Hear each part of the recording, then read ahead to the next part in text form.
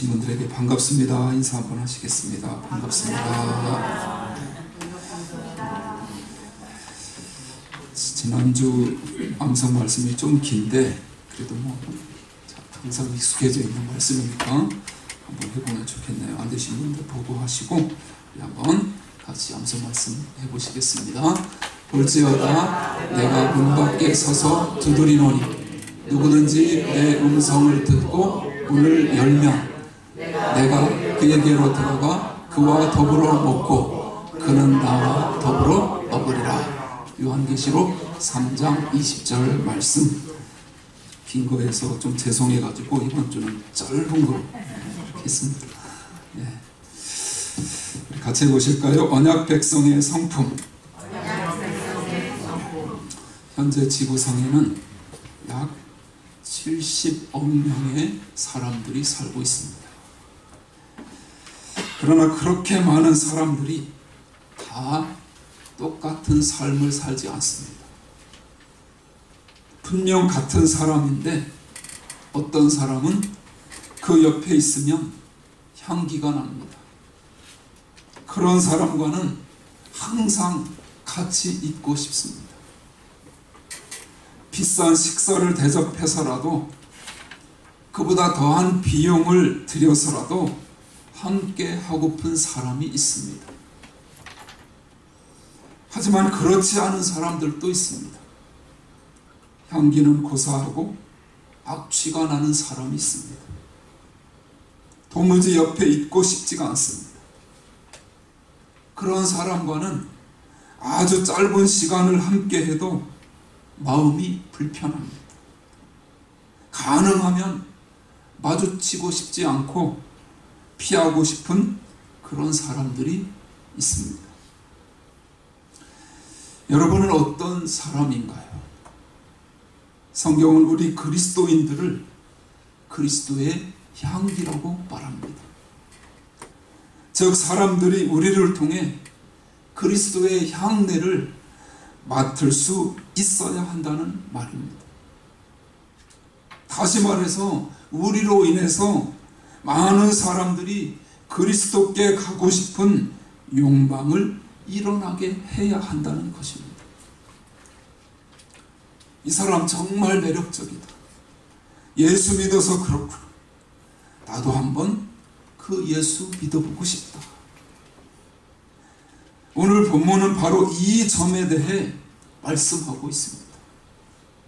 그리스도인으로서 정말 향기 나는 삶을 살기 위해서 언약 백성이 갖춰야 할 성품에 대해 이보다 더 정확하게 설명하는 구절은 없을 것입니다. 여러분, 우리가 정말 구원받은 하나님의 백성이라면, 언약의 백성이라면, 하나님과 언약을 맺은 언약의 백성이라면 우리의 삶 가운데서 어떤 성품을 가져야 할까요? 오늘 두 가지를 꼭 기억하시기 바랍니다. 첫 번째로 같이 하십니다. 하나님의 의를 갈망하라. 아브라함과 식사를 마친 세 사람은 이제 소돔으로 떠나가기 위해 일어나고 아브라함은 그들을 배웅하기 위해 나갑니다. 동양적인 풍습임을 볼 수가 있죠. 서양 사람들은 대개가 한번 빠이하고 인사 한번 하면 끝입니다. 그런데 우리는 그렇지 않습니다. 집에서 방에서 인사하고 쫓아나가면서 현관에서 인사하고 마당에서 인사하고 차 안에서 인사하고 가면서 빠이하면서 손을 흔들면서 끝까지 인사합니다. 성경에는 동양적인 정서가 자주 엿보입니다. 아무튼 아브라함이 이렇게 배웅을 나갑니다. 그러다가 잠깐 대화를 나누게 되는데 하나님이 그 자리에서 아브라함에게 소돔의 죄악이 너무 크기 때문에 그 성을 멸망시키기 위해 소돔으로 떠난다고 말씀하십니다. 여기서 아브라함이 하나님께 자꾸 조건을 내걸다 보니 대화가 길어집니다. 결국 두 천사는 소돔 성으로 먼저 떠나가고 하나님은 남으셔서 계속해서 아브라함과 대화를 하는 장면이 바로 오늘 본문의 내용입니다. 이제 곧 소돔을 멸망시키겠다는 하나님의 말씀을 전해들은 아브라함은 대화 중에 하나님께 나아가 이렇게 말합니다. 23절, 24절 같이 읽습니다. 아브라함이 가까이 나아가 이르되 주께서 의인을 악인과 함께 멸하려 하시나이까? 그 성 중에 의인 50명이 있을지라도 주께서 그것을 멸하시고 그 50의인을 위하여 용서하지 아니하시리이까? 우리는 여기서 아브라함의 말을 자세히 살펴보아야 합니다. 도대체 성경이 아브라함의 말을 통해서 우리에게 전달하고자 하는 것이 무엇일까요? 아브라함이 지금 하나님께 대들고 있는 것인가요? 하나님의 잘못을 지적하고 있는 것인가요? 만일 우리가 본문을 그렇게 해석한다면 우리는 이 본문을 잘못 이해하고 있는 것입니다.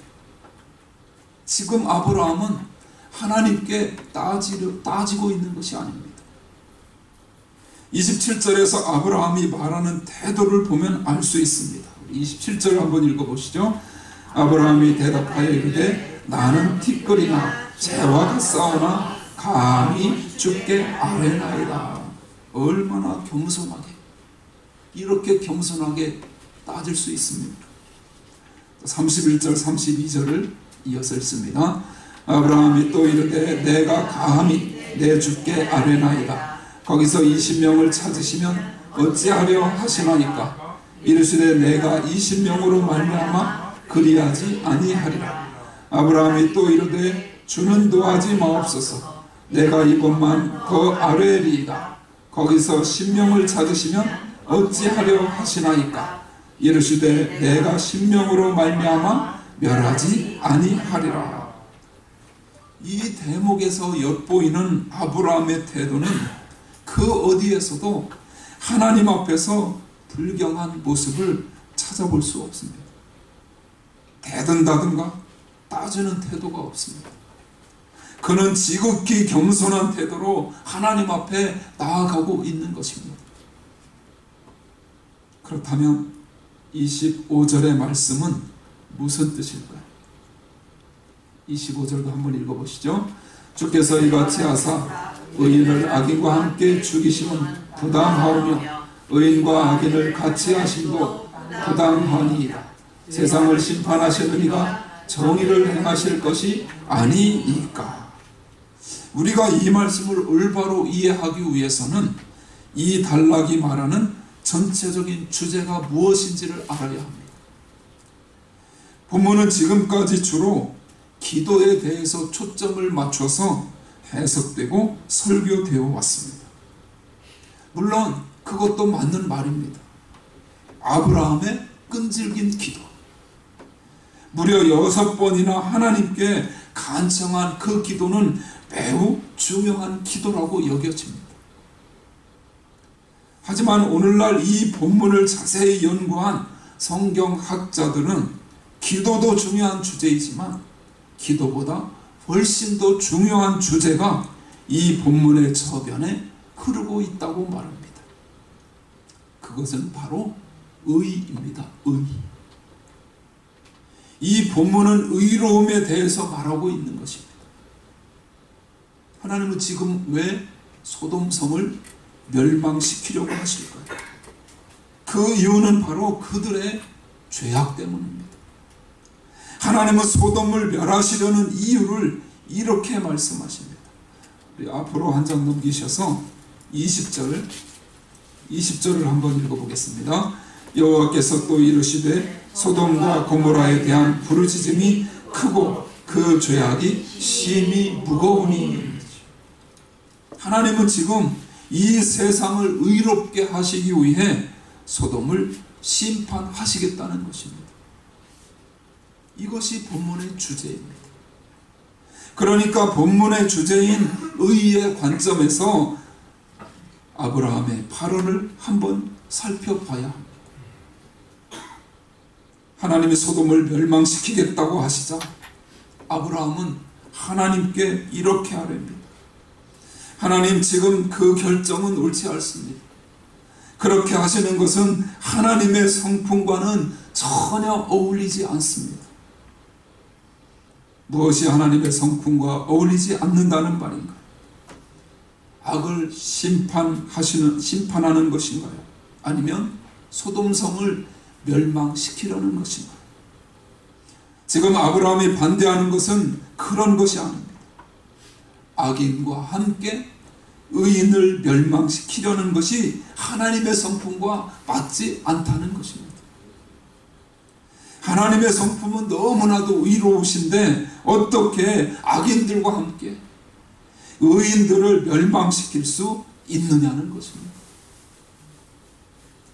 요점을 이야기하자면 아브라함은 지금 하나님께 의에 대해 말하고 있는 것입니다. 그러니까 이 본문의 주제는 의로움입니다. 의로움. 그렇다면 하나님의 언약 백성이 가져야 할 가장 으뜸되는 성품이 무엇일까? 하나님은 본문을 통해 의로움이라고 말씀하십니다. 이 말씀을 가슴에 담으시기 바랍니다. 우리가 정말 하나님과 언약을 맺은 백성이라면 천국에 갈 것을 분명히 믿고 성령님과 동행하는 삶을 살기를 원한다면 우리 삶에 어떤 성품이 두드러지게 나타나야 합니다. 그것은 바로 의로움임을 잊지 마시기 바랍니다.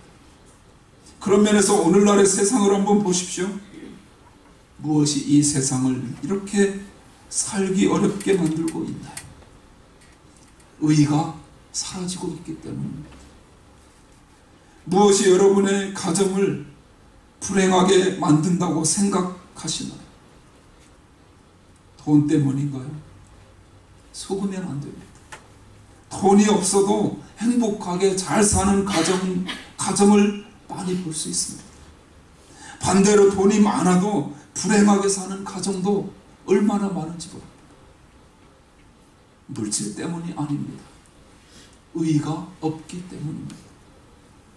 남편이, 아내가, 가족이 자신의 의의를 지키지 않기 때문에 그렇습니다. 그런 면에서 우리 개인이, 가정이, 사회가 고통받고 있는 단 하나의 이유는 의가 사라졌기 때문입니다. 그런 면에서 하나님이 우리에게 원하시는 것은 공의를 행하는 것입니다. 하나님의 의를 이루어 드리는 것입니다. 하나님은 아브라함과의 대화 중에 아브라함을 택한 이유를 이렇게 말씀하십니다. 19절, 18장 19절 상반절만 읽겠습니다. 그를 택하였나니, 거기까지만 읽습니다. 같이 읽습니다. 내가 그로 그 자식과 권속에게 명하여 여호와의 도를 지켜 의와 공도를 행하게 하려고 그를 택하였나니. 여러분, 하나님이 우리를 구원하신 하나의 이유는 의를 행하게 하려고 우리를 택하셨다는 것입니다. 하나님이 택하신 나라 이스라엘이 왜 멸망했나요? 그들이 의를 버렸기 때문입니다. 이사야 선지자는 이사야 5장 7절에서 이렇게 한탄을 합니다. 나눠드린 페이퍼에 있습니다. 이사야 5장 7절 읽습니다. 무릇 만군의 여호와의 포도원은 이스라엘 족속이요 그가 기뻐하시는 나무는 유다 사람이라. 그들에게 정의를 바라셨더니 도리어 포악이요 그들에게 공의를 바라셨더니 도리어 부르짖음이었도다. 바로 이것이 이스라엘이 멸망한 이유입니다. 우리가 정말 구원받아서 하나님과 언약 맺은 것을 믿고 세상에 향기가 되는 삶을 살기 원한다면 우리의 삶 가운데 어떤 특징이 나타나야 되지 않겠습니까? 우리가 이번 주에 암송해야 하는 말씀 에베소서 5장 9절 읽습니다. 빛의 열매는 모든 착함과 의로움과 진실함에 있느니라. 여러분, 의로움과 진실함은 거짓을 말하지 않습니다. 속이지 않습니다. 하나님의 의를 사모합니다. 우리 삶이 의로워진 순간을 한번 상상해 보십시오. 얼마나 담대하겠습니까? 얼마나 떳떳하고 얼마나 행복하겠습니까? 내 주변 사람들이 다 의로운 사람이라고 한번 생각해 보십시오. 우리 사회가 얼마나 행복하겠습니까? 그래서 예수님은 우리에게 의에 줄이고 목마른 자는 복이 있나니라고 말씀하셨습니다. 그러므로 하나님의 의를 사모하는 여러분 모두가 되시기 바랍니다. 이것이 우리의 기도 제목이어야 하고 하나님 앞에서 우리의 소원이 되어야 합니다. 그리고 우리 삶에 마땅한 인격이 되어야 합니다. 그래서 우리의 삶이 의로워질 때 우리 주위 사람들이 그 향기를 맡고 그리스도께로 나오게 되는 역사가 일어나게 될 줄로 믿습니다. 하나님의 의를 갈망하라. 두 번째 같이 하십니다. 풍성한 자비의 사람이 되라. 여러분, 의로움은 과연 어떤 것일까요? 그것은 한마디로 말하면 자비를 수반한 의로움입니다. 자비와 함께 가는 의로움. 아브라함은 의로움을 갈망하는 사람이었지만 차가운 도덕주의자는 아니었습니다. 예수님 당시의 바리새인들은 그 누구보다도 의를 강조한 사람들이었습니다. 그러나 그들은 예수님으로부터 전혀 인정을 받지 못했습니다. 이유가 있겠죠. 그들이 주장한 의에 자비가 없었기 때문입니다.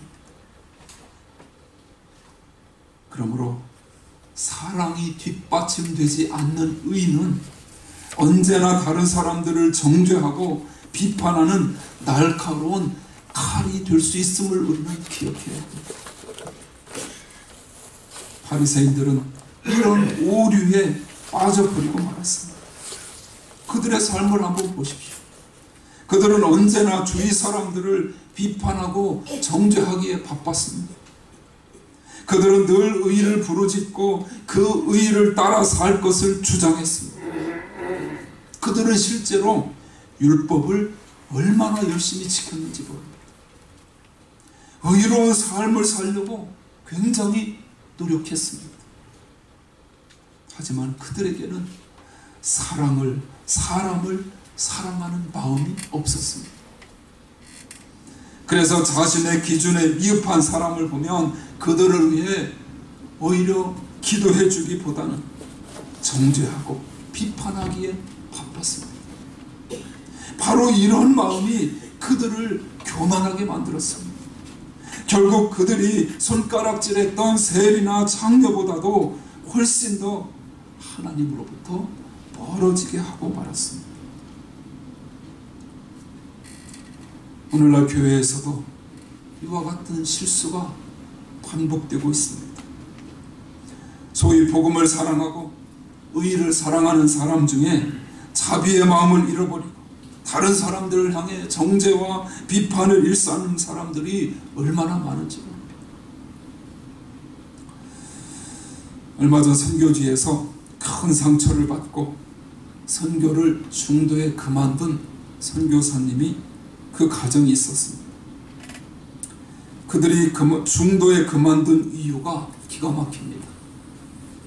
사건의 발단은 된장 때문이었습니다.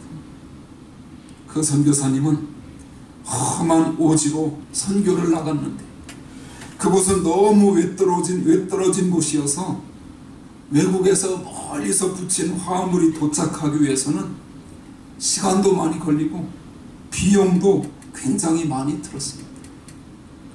그래서 그곳에 먼저 와 있던 선교사들 가정에서 된장을 먹지 않기로 결정을 했습니다.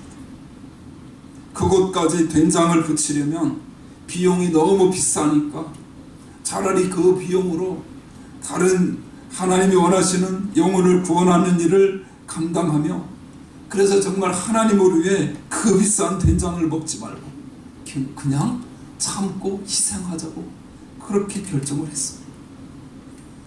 그런데 이 선교사님은 된장 없이는 못 사는 분이었습니다.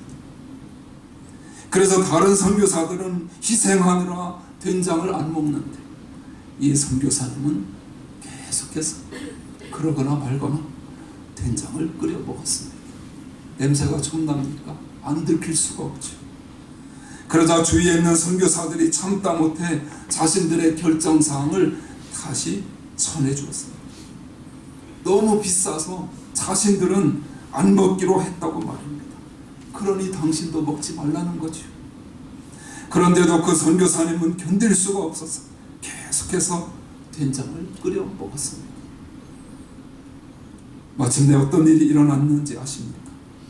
그 선교사님은 믿음이 없는 사람으로 낙인 찍혀버렸습니다. 그리고 된장 하나도 못 끊는 그러한 선교사를 향해 전혀 헌신되지 않은 선교사로 매도하더니 마침내 모든 교제를 끊어버렸다고 합니다.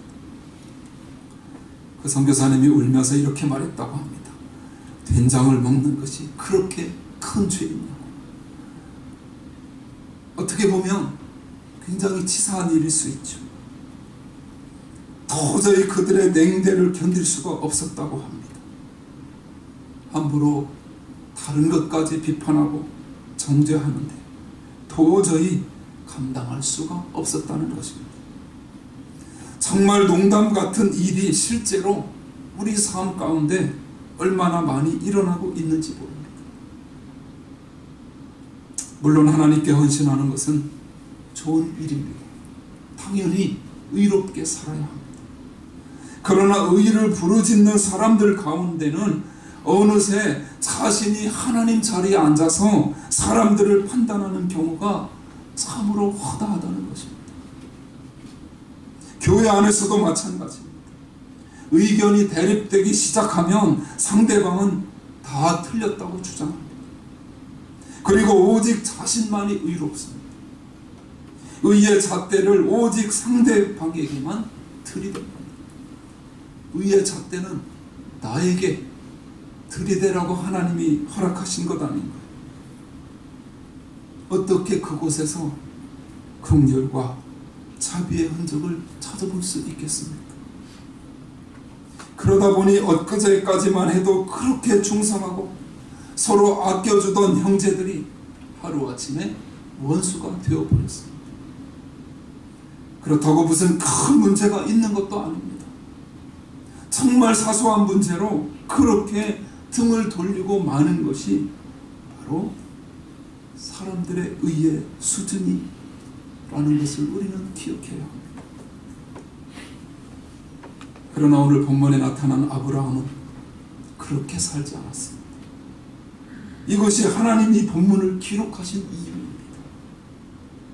그는 의로움을 추구하는 사람이었습니다. 하지만 그는 동시에 풍성한 자비의 사람이기도 했습니다. 그는 하나님이 소돔성을 멸하시려고 하자 적극적으로 만류했습니다.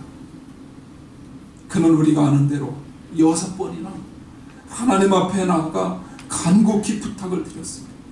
하나님, 소돔성에 50인의 의인이 있으면 어찌하실 것입니까? 용서치 아니하시겠습니까? 하나님이 내가 용서하겠다고 말씀하십니다. 그랬더니 다시 만일 45인이 있으면 어찌하시겠습니까? 하나님이 다시 내가 용서하마 말씀하십니다. 40인이 있으면 어찌하시겠습니까? 하나님 정말 죄송하지만 한 번 더 얘기하겠습니다. 20인이 있으면 어찌하시겠습니까? 하나님 마지막으로 한 번 더 말씀드리겠습니다. 10명이 있으면 어찌하시겠습니까? 내가 그 10명으로 인하여서 멸하지 아니하겠다. 하나님의 마음이지 않습니까? 아브라함은 지금 누구를 위해 이렇게 하나님께 간청하고 있나요? 자기 조카 룻을 위해서인가요? 아니면 50명으로부터 계속 내려온 의인, 이 의인을 위해서인가? 놀랍게도 아브라함은 이 악한 소돔 거민 모두를 위해 간청하고 있다는 사실을 우리는 주목해야 합니다. 여러분이 잘 아시는 대로 요나는 니느웨에 살고 있는 12만 명의 사람들이 다 멸망되기를 원해서 그곳에 복음 전하기를 거절했습니다. 그러나 아브라함은 그렇지 않습니다. 극도로 타락한 소돔 거민 전체를 위해서 자비의 마음을 품고 하나님께 나아가 6번이나 간청하고 간청했던 것입니다. 여러분, 성자 하나님은 십자가에서 아주 처참하게 돌아가셨습니다. 하나님이 왜 그토록 참혹한 형벌을 받으셔야 했나? 그것은 바로 하나님 자신의 의 때문이었습니다. 죄를 조금도 용납할 수 없는 하나님의 공의 때문에 그분은 십자가에서 죽으셔야 했습니다. 십자가는 바로 하나님의 공의가 이루어진 곳입니다.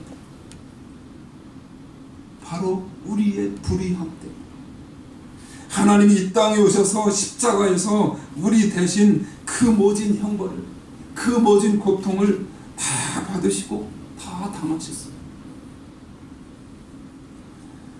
그러므로 구원받은 사람은 의롭게 살아야 합니다. 그날 갈보리 언덕의 십자가에서는 공의만 이루어진 것이 아닙니다. 그곳에서는 공의와 함께 하나님의 자비와 하나님의 사랑이 동시에 이루어졌습니다. 하나님은 자신의 공의를 이루시기 위해 그 자리에서 죄인을 처벌하신 것이 아니라 자기의 독생자를 희생시키셨습니다.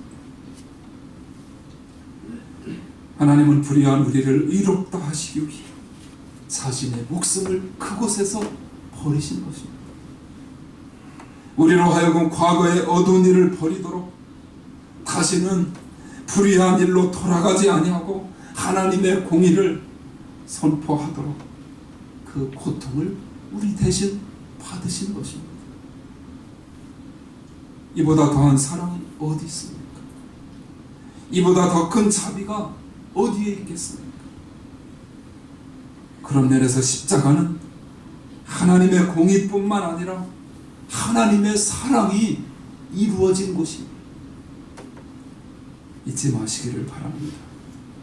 사도 바울은 그 사랑을 로마서 5장 7절로 8절에서 이렇게 표현합니다. 너무 귀한 말씀입니다. 같이 읽습니다. 의인을 위하여 죽는 자가 쉽지 않고 선인을 위하여 용감히 죽는 자가 혹 있거니와 우리가 아직 죄인 되었을 때에 그리스도께서 우리를 위하여 죽으심으로 하나님께서 우리에 대한 자기의 사랑을 확증하셨느니라. 사랑하는 여러분, 여러분은 정말로 구원 받으셨습니까? 정말로 하나님의 언약을 하나님과 맺으셨습니까? 천국에 갈 것을 믿으십니까? 그렇다면 의를 행하시기 바랍니다. 어둠의 일들을 벗어버리십시오. 그 삶에서 떠나십시오. 그리고 삶 속에서 자비를 나타내십시오. 의롭게 살기 위해 힘써 노력하되 그 의가 다른 사람을 정죄하는 수단이 되지 않게 하십시오.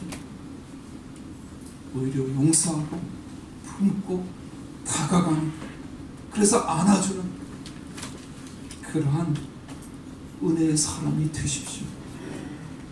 그러기 위해 긍휼의 마음이 우리에게 필요합니다. 여러분의 사랑을 주위 사람들에게 나타내는 십자가의 공의와 사랑이 여러분의 삶 속에 나타나는 그런 놀라운 언약의 백성으로 하나님께 영광 돌리고 하나님의 기쁨이 되는 하나님의 그릇으로 놀랍게 쓰임받는 역사 넘치게 되시길 주님의 이름으로 축원합니다.